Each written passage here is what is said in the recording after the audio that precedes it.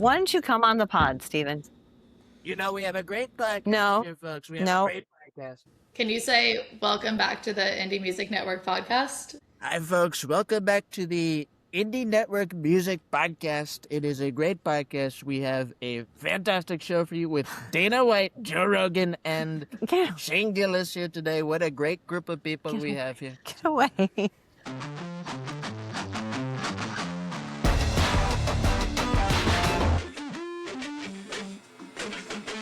Hey, all you New Yorkers! In partnership with New York Music Month, we are bringing the Indie Music Network podcast live. Join us on June 24th at the Keysmith Gallery at 174 Forsyth Street from 6:30 to 10 p.m. In our view, the indie scene in New York is back and growing, but it's not without its challenges. No one has all the answers, but we're bringing together industry people who are committed to supporting indie music and culture, generating ideas to support each other and address the issues, and working together to come up with solutions. You can also check out the latest art exhibit in the gallery, Edie 66, which is a rare video of Andy Warhol's muse and superstar Edie Sedgwick, plus other contemporary photographers of Warhol's time at the factory, and a live music performance. You can find the tickets on our website at www.notdeadyetmedia.com, and we hope to see you there. Hi, everyone. Welcome to another edition of the Indie Music Network podcast presented by Not Dead Yet Media. This is where we talk about how to break through the noise, gain some visibility with fans and in the music industry to build a lasting career. Today's episode of DIY Doesn't Mean Do It Alone talks about playing live. I'm one of your hosts, Russ Rieger. I'm a music executive, manager, entrepreneur, and I'm joined by two of my close friends and partners. At least today they're close friends. They may not be after this, but they are. Heather and Rebecca. Hi, guys. I'm Heather D. Armas. I started an artist management company and label at 25. I then merged with the gorgeous, amazing Not Dead Yet Media, where I am now COO. And it's downhill ever since. Yeah. And now he makes. Now hours she's with this 37 podcast. and doesn't know why she's on. I'm Rebecca Carroll.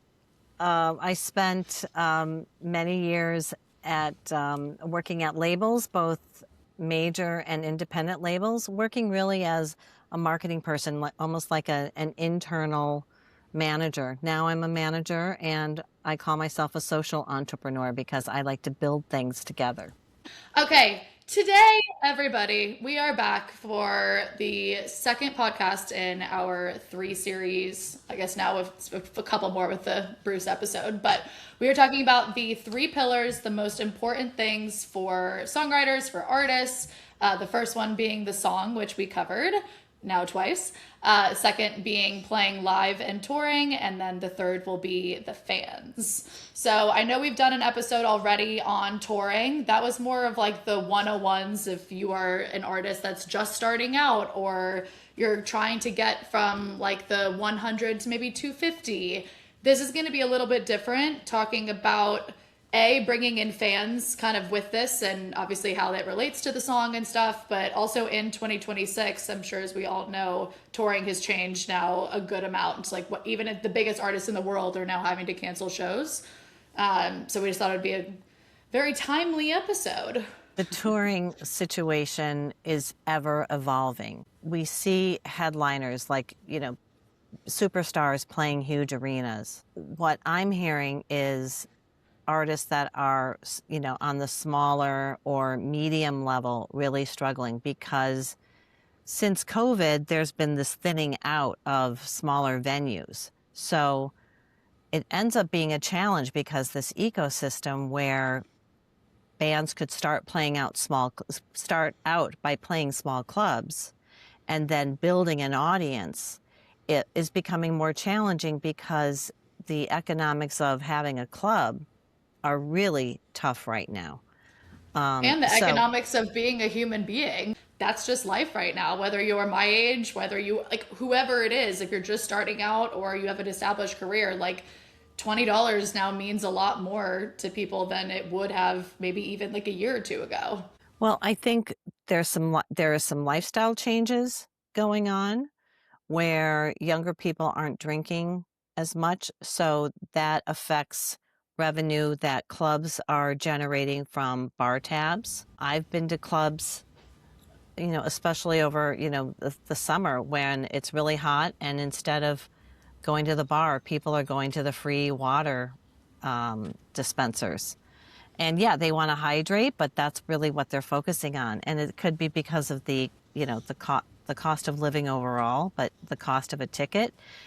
They may be making a decision to buy some merch versus buying a drink, Right. and choosing not even to buy, a non-alcoholic drink. Younger people in their 20s and even moving into their 30s are drinking less than when I was that age. So there's some revenue, external revenue issues that are affecting clubs. But I think what you're referring to, Heather, is the cost of living, the cost of everyday expenses is increasing right now. So, I'm seeing discussion on threads and in Reddit where people are talking about just the cost of gas for a car or a van, to even do a small tour is becoming prohibitively expensive. So, But even for the big, like small tours, yes. But even for now, these huge artists, like one of the last people I saw was Post Malone, and like I mean, he's sold out arenas for years and years, and it's like it's not like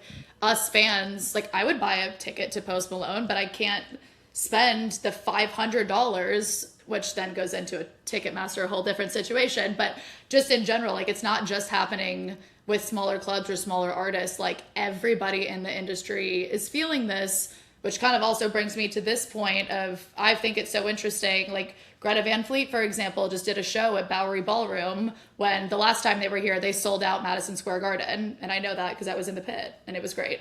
Or All American Rejects did like a pop-up warehouse show in Greenpoint. Like I feel like those types of shows are becoming more successful, more profitable. People want to go to them more because these artists know that people just can't afford this stuff, and I feel like they have an easier time controlling the ticket prices when it's that way too.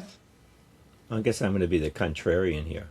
Okay, let's hear it. Well, because it's like everything in life, it's complicated. So it's not the top percent of artists are still doing fine.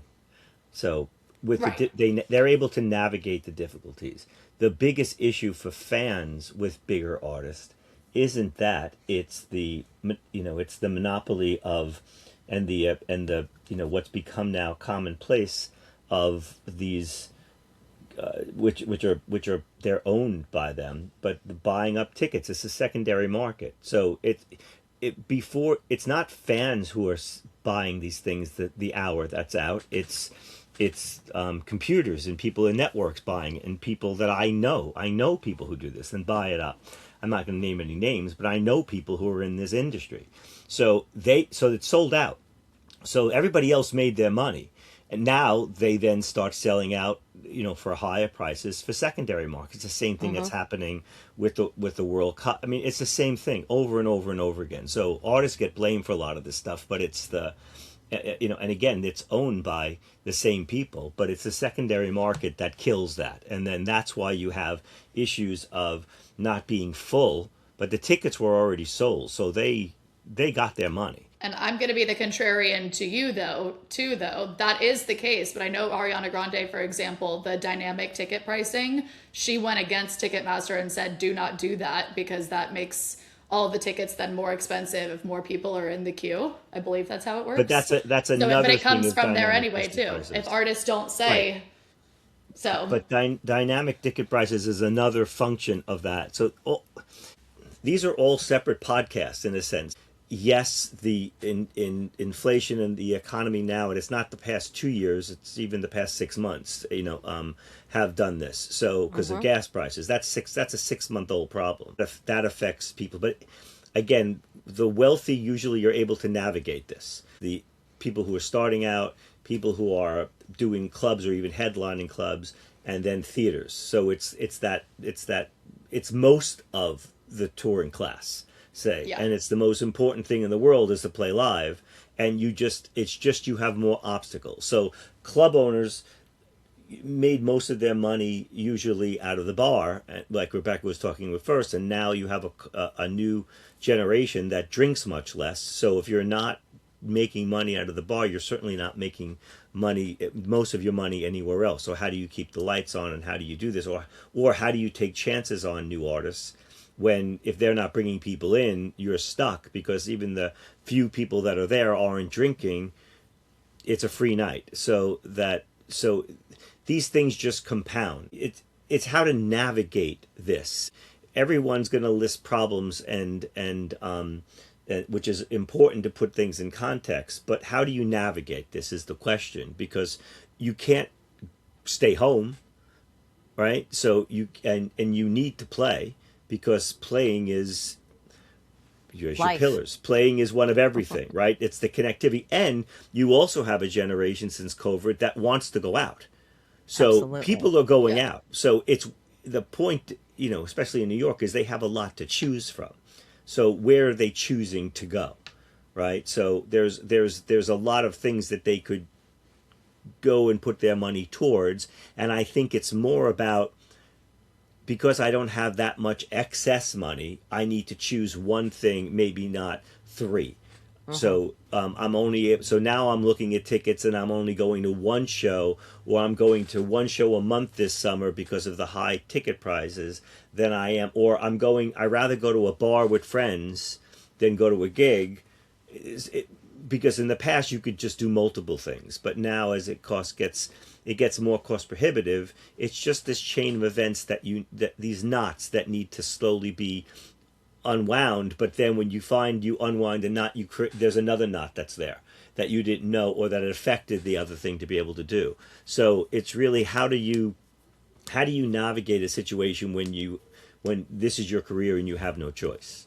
Rebecca, I know we talked about this, and I think this is such an encouraging stat for indie artists. I think it was like 67% of Gen Z since COVID saves up their money to go to gigs, whether that's small gigs, big gigs, whatever. That is like a huge thing of working towards it, saving up allowance, like whatever it is. So obviously we'll talk about the fans and stuff more next week, but you need fans to play shows. So it all kind of intertwines, but I thought that was really encouraging and cool to hear. I mean, I think that speaks to this, pent up desire to go out after, being forced to stay home, or having to be cautious about going out or gathering. And even though, COVID is 5 or 6 years in the past, there's a long-lasting effect. Artists need to get creative about looking for other avenues to play as well. Because, I mean, again, I go back to this concern that a booking agent was on a panel last week, and he said, there's this thinning out of this middle ground, like the kind of bridge venues. So you might be able to find small places to play, but then how do you grow? If the next generation of artists don't have that bridge, then what happens? And I think that's where some people have been getting really creative in terms of finding other ways to play, other ways to get their music out. A tour manager made a comment in a discussion about, citing these economic pressures on touring, like the increase in expenses just to be on the road. And his comment was, this is going to be like house concerts. This is going to be backyard concerts, which is an interesting model, because there's a few different ways to approach that out there. We spoke to our good friend Tina Dunn a couple weeks ago. She's really been like a pioneer in this area of house concerts, and it was really interesting because she works with a few artists. She gets the artists through word of mouth, but she's developed this network around the country. And a lot of times she's tapping into bands, superfans, who may have a space, they may have a backyard, they may know of a church space down the road where they can have a performance. But this network of people, of fans, have access to space. And that's really one of the challenges for artists, right? Space. Where can you play? And so she's been able to help artists put together these nice little touring routes, playing either house concerts or adjacent. They might be backyards. And it's really, I've been really impressed because she's really carved out this niche for herself. There are some ins and outs, like, the hosts it's suggested or recommended that the hosts make sure that their neighbors know that there's going to be a concert. But if you are a super fan and you have some space, you might be having one of your favorite artists playing in your neighborhood or even in your backyard. But to me, and it's BYOB, and there's an understanding that you're not going to, you're going to respect people's property. Yeah, you're not going to trash the place, because if you trash the place, you can't have nice things. But it's also a way for fans to really have a more intimate experience with artists as well. And the artist nets more money. So and they net that's more important. Money. It's a certain kind of artist that does this. But yes. I think the point, though, is necessity is the mother of invention. So, not to be confused with the Mothers of Invention, which was a great Frank Zappa band that Flo and Eddie were on, which is another story. But Colony Vegetable is an amazing song. If you've never had time to hear it, you should do that. But I have not heard that one. Oh God! And I thought you were saying that about yourself. I was like, no. And then is it Billy the Mountain? Is a great.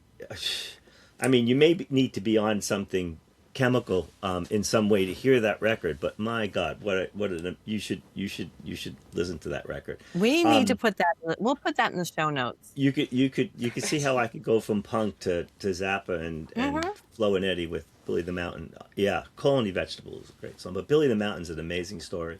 If you're in the right frame of mind.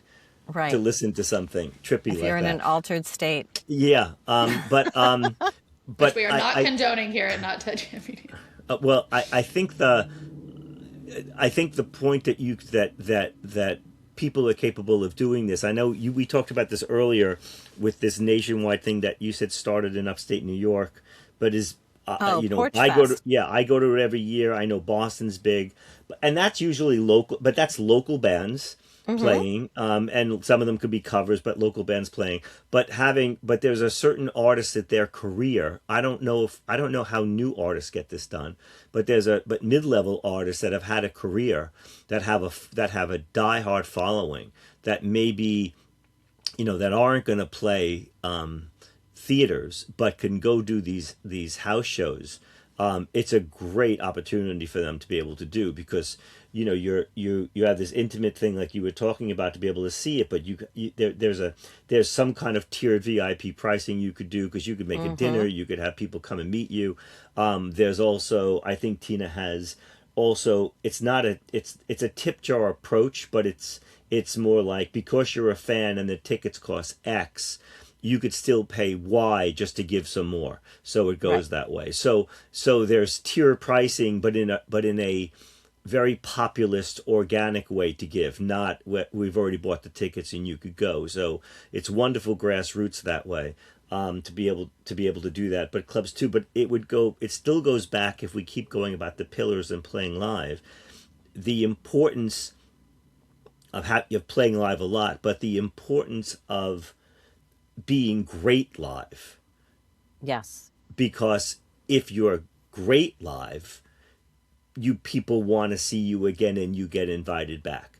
If you're good live, you get good reactions, and it's like you get good reactions, and you don't get the amount of diehard fans that you can do this. And again, Tina's got a great model, because she has artists that are also in their 50s or almost approaching 60, that are doing this, that have had fans for 30 years or since longer. college. Again, that don't leave. This is the thing that we keep talking about, is the diehard fans that we are, which is why we're here, that will do this for everybody and forever, of the artists that we love. Jack Antonoff talks about this too. So it's not just that. There's a whole DJ culture of doing Right. house parties. So it's not, this has been around. It's just there are, how do you navigate the thing? Well, so now you know that there are these porch fests, there are house parties, there are DJ parties, there are ways to be able to get in to go do that because you need that kind of connection and people are searching for connection. But it's important when you get the opportunity even at a club that rehearsal is really important because you need to find a way to make the music that you've created that has attracted them to want to go spend the $20 or $30 because again, like Heather's talking about the economy, it's in some ways more advantageous because you can't afford the bigger ticket. You can still go see a show, but if you see a show that knocks you on your tush. But it's the same thing we say also about like a song. It's like, oh, I like this or I love it. It's the same thing about being something is good versus this is like fucking amazing. Like it's whether it's a live show, whether it's a song, it's the same thing. Well, I was going to say, but it comes back to breaking through the noise, making this impression where you have knocked the socks off of a listener, an audience member. So then you start to engender this deep fandom. So that person will tell their friends about what a great artist they saw, what a great performance they saw. That then can, to me, like house concerts and other creative outlets, it feeds back and forth within like the smaller club level too, because you'll want to connect with those fans and bring those fans along wherever you play. So that's what stuck out with me when you were saying that, Russ. But absolutely, we can talk about where you want to play, but you've got to have your show and your set tight and rocking.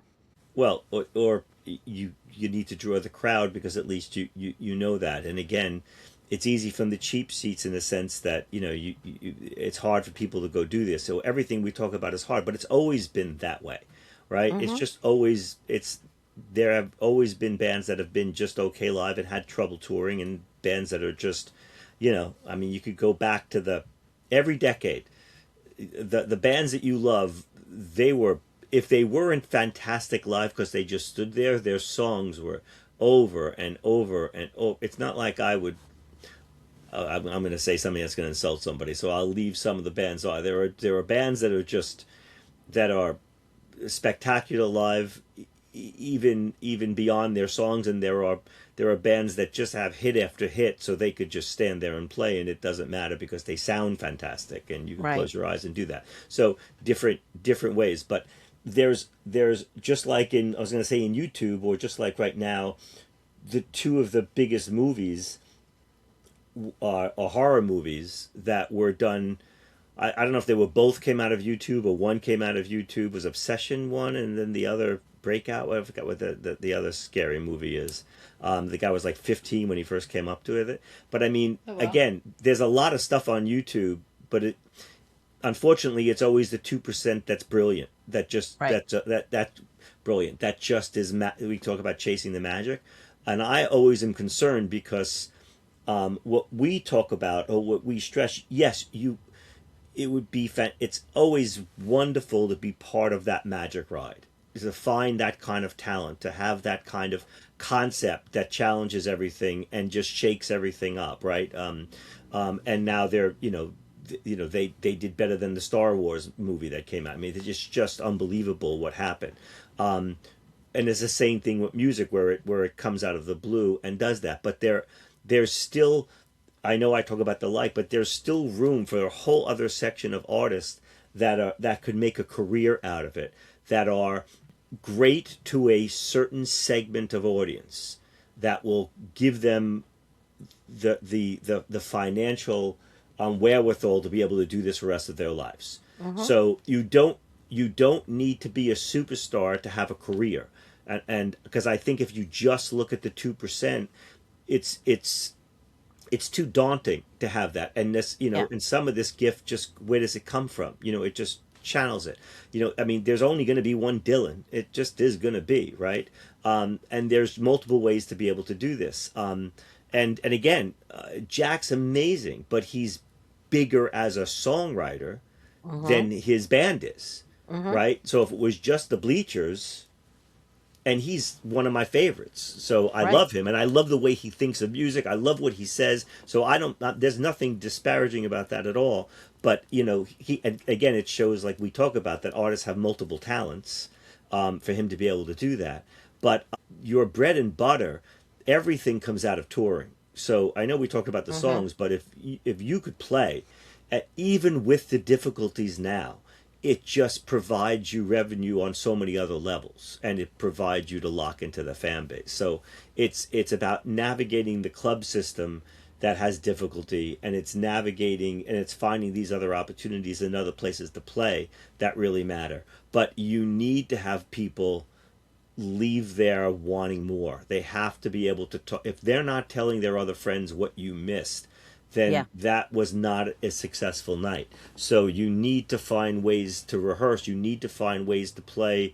We saw an artist the other day in a hotel lobby. Not the best place to play, but I give a lot of credit to play, because that is not an easy gig. Just like when we used to fly bands into the Viper Room and 5 of us just stood there. These are, you have to think about the vulnerability and stuff that you have to be able to do it. But if you can do it, and you could get people to talk about it, and you could build it, that's the beginning of everything. And I keep trying to bring things down to bite size, because the world is too, it's everything just piles on, and it's just too big, and it's just too complicated, and it's just too hard.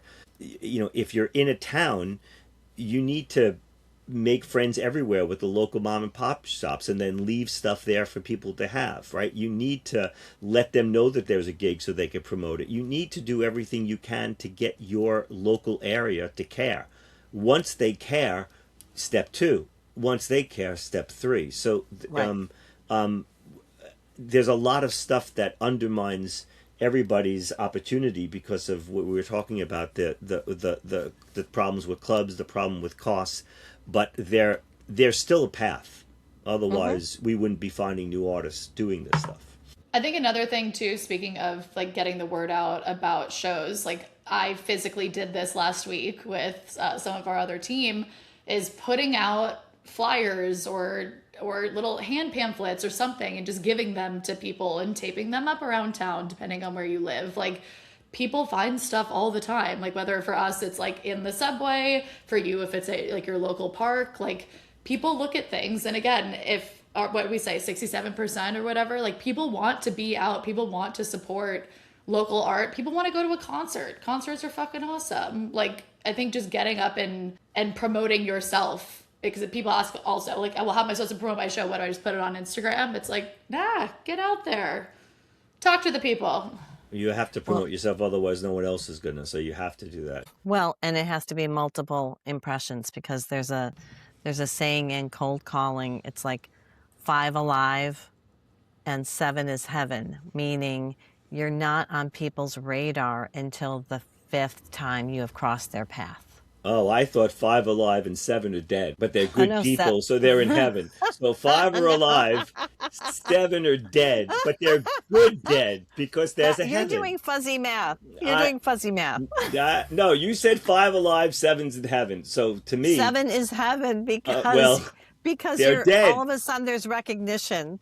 I'm gonna from now on think they're dead. So that's No. okay. To be clear, we're not dead yet. Oh, okay. Thank you. Or they could be Grateful Dead. But yeah, here, look, go on another thing. I don't think people are doing this thing. I think people are being very inventive. Like I love, you guys know this already. You probably talked about, you highlighted it. I love the Phoebe Bridgers thing. Pop-up shows, we haven't talked no about that phones, right? No phones, pop-up shows, anywhere they go. Then the garden for $1 for a benefit. Again, she's in a different class in many ways, but brilliant for fans. Brilliant. How to get people talking about her. Good on her to think about, that's a very Taylor Swift kind of thing to do. So, whoever was around her, however she came up with it, all the credit for that. What an ingenious way to make again, what does that do? That endears yourself to people who already loved you. Everyone was talking about it. It was, there's your social media content in a good way. And then she does, and then, what was $1 a ticket for the garden? $1. Yeah. $1 Yeah. a And it ticket, all goes where to it usually charity. costs 500, and it goes to, yeah, And again, people feel good, like not only do they get to see her, but they're helping someone else. So right. And now again, there has to triple be other win. ways that she was trying to afford this and make this work, and it's, I think it's ingenious to be able to do it. But even to some extent, as a loss leader, it won't be a loss leader in the long term. So that's a great thing. So even artists you were talking about earlier, playing smaller venues, it's a great thing to be able to drop down to do that. It creates a fervor and excitement because it Yeah. also gets you to play in front of people that you're able to let them know, whether it's fan clubs or letting how that is, and everyone feels special, and then you talk about that forever, that you get to go to Right. that. So another, those to me, those are ingenious. So I love the dropping down. I love the pop-up. I think pop-ups are freaking brilliant to be able to do it. I would just do it with It's almost other, like almost like a mall pop-up where there are other stores and other lifestyle things around selling and going to charity and doing other things, so you're actually buying into the entire culture. I love that. see that made me think of Banksy. It's in a way, it's like all of a sudden something pops up and then it builds this anticipation. Is there going to be another piece of art? And everyone, these tactics mean that everyone can say yes, everyone can feel a part of it, and that engenders so much goodwill and nurtures your fans, and you're going to bring along a few new ones too. I like to, Russ, how you talked about playing down. Like, yes, if it's a Phoebe Bridgers, that's one thing. But I know we've talked about it even with indie artists that we have worked with and that we have seen, about how great it is to do like, oh, like 2 nights in a row sold out versus like, oh, we didn't fill up like 1,000 cap room. It's like creating that FOMO and sense of urgency also can then make people be like, oh my God, what are you standing in line for example. Like, that has worked so well. So I think that's also another great tip is, yes, I know it's fun to graduate to the next level, but it's better to have the FOMO. Talk about a pillar. A live show gives you everything, right? You sell merch, which is where you make most of the money. You're grabbing, you're knowing and releasing and talking and hopefully grabbing emails and cell phone numbers of your diehard fans, because they're the ones who care about you most. They're the ones who are going to pre-save. You could do a lot of things around it. Your live show is a center of anything. What is that? Your live show is your social media content. Everything about that. The backstage, all the behind the scenes. You could have contests to invite people to sound checks, to dinner, and get them more. So there's so many ways to take care of your fans and get them excited, and do those things. I think it's a gift that keeps on giving if you could do it. But the underplay is an old school play. Right. That's been around forever. The if you create, it's not fake. It is a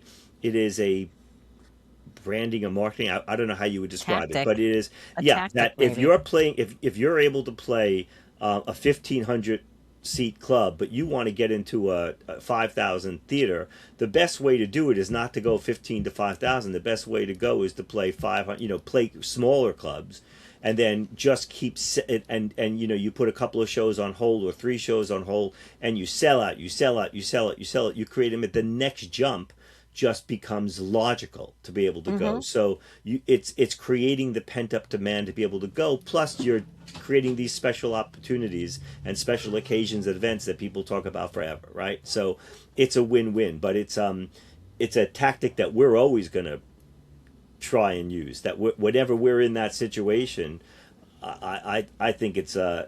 I just think it's a no-brainer to be able to do something like that, to go, because it works on so many levels and allows you to really jump up to the next level by creating that, because it does create such a FOMO thing of being able to not see something, and it just makes it feel bigger than it is. And yes, if you could sell out anything in an hour, and by popular demand, Right. it's a whole other way to approach things, for PR, for everything, and then being able to film the line. I mean, you're creating an image, for people to see that I've never heard of. I've never seen this, and look at what this band could do. So Right. the reason why touring is so important is it's the centerpiece of, to me, it's the one thing that you have control of to an extent, because obviously you need an agent, you need all these things to be able to scale. but it's the centerpiece of you to be able to have direct connection and build a fan base. And everything that's around today that demands the word content, I'm using quotation marks around it because that's an overused and ugly word, but everything around it is the machine that feeds it. So you're being authentic and you're creating that. And again, nothing's more important than merch. And nothing's more important for the industry to discover you than to be selling out these kind of shows as you're doing it, and everybody then wants a piece to be able to go do that. So Well, it's just the most important thing in the world once you have the songs. no, I'm glad you mentioned that because, again with the idea of overplaying, it's maybe a safer proposition for club owners too. Like, it's a smaller commitment. So, their upside is that they're selling out their place. They're hopefully generating more revenue from food and beverage. If they're getting a cut of the merch, then that's an upside for them too. That then too will generate word of mouth because we know that there are talent scouts out there that have close relationships with bookers. So if you've got a talent scout in touch with a booker, hey, what's popping? What are you excited about? What did well?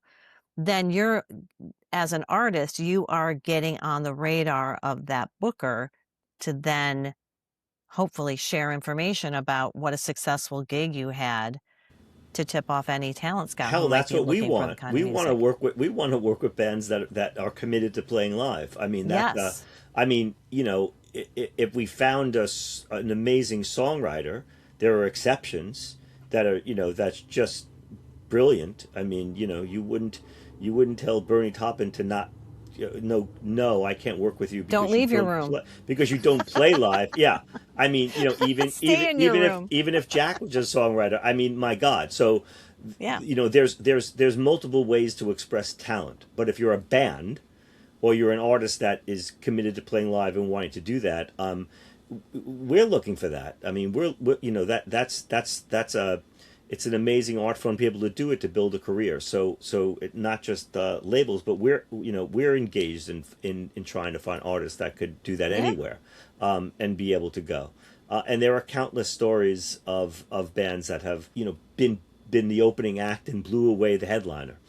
That were asked off the tour after a while. But those are legends. Again, these are you're creating opportunities for yourself to be discovered. We always talk about creating as many multiple doors as we can, entry points for fans to discover you. Playing live, it creates multiple entry points for people to be able to find you are. And again, as hard as it is with stuff, you've got to also make sure that you're doing everything you can to you get a sound check, and you've got to make sure everything you can to be in a place where they could hear the vocals. It's really hard when you can't hear anything to be able to go. So you have to fight for your rights to party, and to have that right party. Play. You need to be able to hear, because otherwise, if you didn't hear the lyrics, you wouldn't know that it would say that. You could have thought it was "Fight for Artie." You didn't know because you didn't get it right. So you need to be able to hear. The sound is really important, but hearing the vocals over all of that cacophony of a club, that needs to happen. And I used to walk around during sound check the entire venue, even when I knew it was empty. It was going to feel different when it was full. Yep. But I would always go back to the sound guy and go, I'm just telling you, I was here, I was on the balcony, or I was in the midsection of the floor, and it sounds. I still do that all which the is time. why I If it's never the middle wear. of the show and I can't hear, I literally go up to the sound guy and I'm like, turn the vocals up. I do that almost every show, it seems, because they're just not loud enough. And then Which people is- got to hear the lyrics. Which is why I won't go on stage unless Heather's in the audience, because I know I'm covered. It's really important. You're welcome. But it's important to have advocacy about that, to be able to go, because you can't give a great show like that. I'm Right. sorry, I get stuck in my head on the last few days, and I have no idea why. I have no reason to know why. But I mean, wasn't doing anything for it. But I don't know if you've seen this. I've been getting live clips of MC5. Oh yeah, I went through Kick out kind the jams, of a phase motherfucker, of right? getting In case you people don't know, MC5 was an amazing Detroit band, early garage band punk, in a Yeah. sense, right? Early influence to Rage and all that. There's an early influence to everybody. I mean, they were just legendary, short-lived, legendary. Them live. This is why Detroit was always a rock town. They Right. were. They. I mean, again, early on, early stage. It's not. This is what we keep saying. It's not reinventing the wheel. They've been doing this for 40, 50 years. They were motherfuckers live. I mean, and again, not a catalog of all amazing songs, but live, they were, killer. When Yep. before AC/DC was discovered, ever see early videos of AC/DC in like AC/DC killed it. They were bigger than where they were, and this is Right. before they were AC/DC, right? I mean, even back to the Beatles, they were amazing in Germany. They learned their thing. They're amazing in Germany. That's where why. they Yeah. honed their craft there. They that, were amazing. Repeated gigs. They're a studio at the band, but Cavern they Club. were an amazing live band before anything. And with that the thing that killed me was that Ron Howard movie, that documentary, because they couldn't hear themselves. They were Oh, yeah. playing and they couldn't hear. they Any still musician crush. out there, any artist out there, imagine being on stage, not being able to hear anybody else, and still be like nothing was off. And that's why you rehearse. But that's a great live Right band. there. That's a great Yeah, live band. it's a And great again, live band. They only played live for a few years. I mean, it was Yeah. 67, 60. Was that San Francisco was their last show? Again, not a big Beatles fan, but I respect the fuck out of them because not only were they brilliant as musicians and songwriters, they killed it live, and they paid their dues, and they did crappy clubs, all the time. And again, we all went through. You always had to play the cellar. You were always playing crappy clubs at the beginning, or frat houses or stuff too. But that's where it comes out of, and that's where people stay with you. So there always are obstacles. We live in a world. You're always challenged. You wake up every day. There's something wrong. There's an artist has even in some ways, it's always been hard, and in some ways here it's even harder because of the traffic is just so much, and the choices are so much, and getting people out. But if you have something to say and you're able to translate that in a live way, there are inventive ways to be able to put that out. And if you're a heritage artist that still has a loyal fan, there's now multiple ways besides traditional booking that you could use to be able to do that, which nets you more money. So there are in some ways there are more ways to play than there were before to kind of figure that out. But that's why it's so important to true. have a direct relationship to fans. And then you could also do, because artists do smart things even with the booking. They'll go, listen, you're on our mailing list. We're going to give you first choice to be able to get these tickets that we've saved to you before it goes, and those motherfuckers buy everything up and it goes, but we're going to take care of you. Right? So even if it's they only have the right in their negotiation to get 20% of the venue, whatever it is, at least they go to the fans. So there's so many ways to be inventive here. And I think that's what we keep looking for. That's what we keep stressing, which I said earlier about necessity, the mother of invention. We have to keep finding ways to iterate. We have to keep finding ways to be able to not be intimidated by the walls in front of us, to climb over them, to climb under them, to break through them, to get some dynamite, to have a friend come give you a lift over, to get a truck somewhere that's somebody else's so it's not yours, that has insurance, hopefully, and drive into Acme. it and break it down. Yes, and Acme on it and just blow the thing up.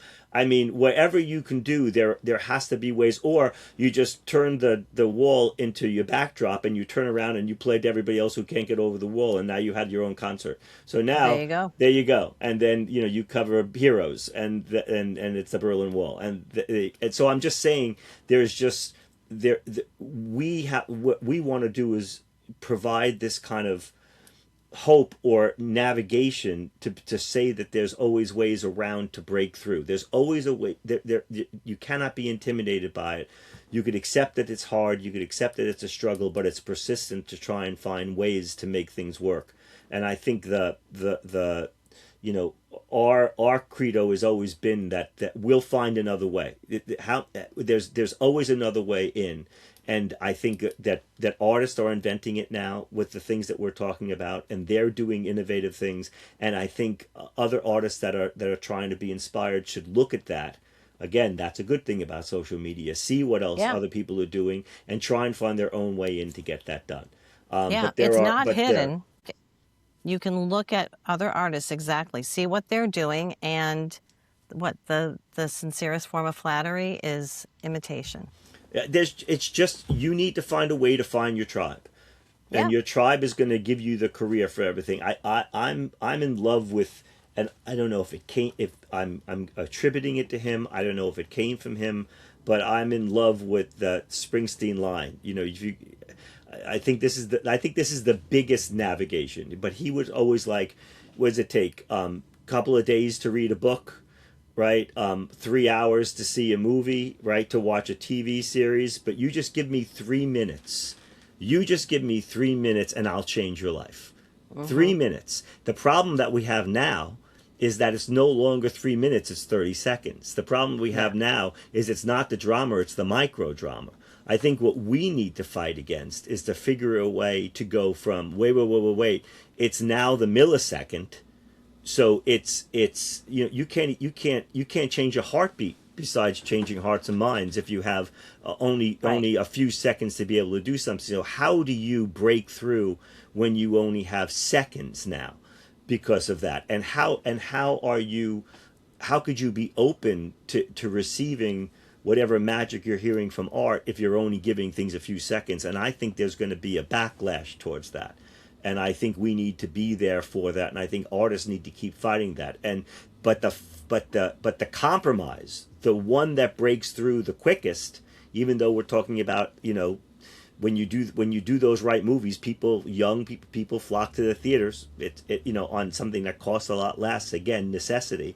But we need to figure out a way to get people back to 3 minutes. We don't need to get them to 3 hours. We don't need to get them to read a whole novel. I'd love them to. I would love them to do that, but we don't need that, right? So, I mean, that Dylan movie or the doc is fantastic, but you know, take one song, he'll change your life. So we need. So it's the same approach live. One show, give me one show, and you'll always want to see me live. That's what we need to keep instilling or give heart. And again, for an artist to be able to say, all right, I need to hone my craft to do one show, to get that right, to get those people engaged, because those people will give me more people, and then I'll do it again. But if I could just keep killing it at those shows, it's that desperation thing. Then just give me one show and I locked you in. It's having that chance. It's like an audition. It's the same thing. All right, listen up, you New Yorkers, the thousands of you that are listening to this podcast right now. We are taking the Indie Music Network live, and you heard it here first. It's going to be at Keysmith Gallery in the Lower East Side. It's 170 Forsyth Street. It will be from 6:30 to 10 p.m. on June 24th, if I already said that. We're going to have a round table. So this is not like any other conference suit situation. This is people who love and work in the indie scene coming together. Obviously, no one has all the answers, but I think what's so special about this group of people is that we all really care about indie artists and we care about indie venues and the art scene in general. We're going to have a music performance to end the night, and super cool. Keysmith Gallery is an art gallery, and there's some rare Andy Warhol. Rebecca, how would you do videos, was it? There's a rare video by Andy Warhol of Edie Sedgwick, who was one of the first factory superstars and one of Warhol's muses. That girl. And some other photography taken by his contemporaries. So it's called Edie 66. It's up for a limited time, but we're really psyched to be there at the same time as that exhibition. But we're going to be talking about things like this and not leaving the room until we come up with some ideas that may not be right, but at least we keep the conversation going. And then I'll be performing a special benefit concert right afterwards. So it's really important to me. So tickets are going to be $10 if you head to our website, notdeadyetmedia.com. It's right on the front page, the Indie Music Network Live. come hang out with us. We're going to record it as a podcast as well. So maybe if you have a question or something, you can get featured in the pod. How exciting. And if you're an artist, we'd love to meet you and talk to you. And Yes. I just want to know, why do we need to keep saying www? Why don't we just say notdeadyetmedia.com? Because they would just type it in I don't and it know, would come up, because right? No, I heard this on a podcast earlier. I always type www also. Okay, but I'm Every just saying, time, which maybe that's me. I don't, and I'm just saying, I've heard this many times. Other podcasts saying, even political www. Does Like, anybody no even shit. know what that? Does people know what it means? Like you just type it. It'll Google works wonders. Okay, so if you go to notdeadyetmedia.com, yeah, then you can find the tickets. buy tickets. everybody. Come. Please, or you hate us We want to see you. We want to We meet do. you. and love you. All right, Rebecca, would Okay. you like to read us out? Thanks for listening to the Indie Music Network podcast. If you found this episode helpful, share it with an artist, fan, industry friend, or one of your own friends. And if you want more practical, no bullshit strategies to build your music career, hit subscribe and leave us a 5-star review. Follow us on socials at Not Dead Yet Media and contact us, submit questions and music at our website, notdeadyetmedia.com/contact. The music you're hearing today is artist Tosh Wolf's song Electric Blue. Until next time, keep making music that matters. And remember, in the words of Frank Turner, we can get better because we're not dead yet.